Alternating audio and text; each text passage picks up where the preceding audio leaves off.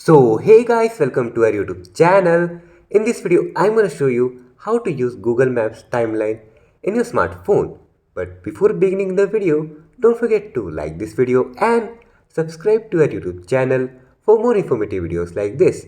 And don't forget to hit the bell icon so you won't miss any update. So let's begin the video without any further ado.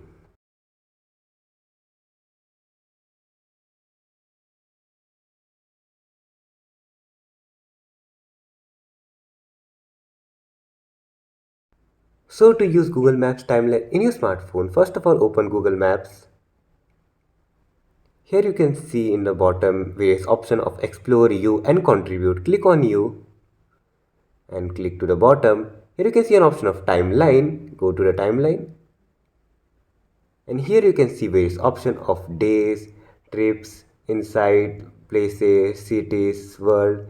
Here you can see every timeline of Google Maps in your smartphone. So that's how you can use Google Maps timeline in your smartphone. So that is all for today's video. Don't forget to like this video and subscribe to our YouTube channel for more informative videos like this. And don't forget to hit the bell icon so you won't miss any update. See you in the next video. Thanks for watching.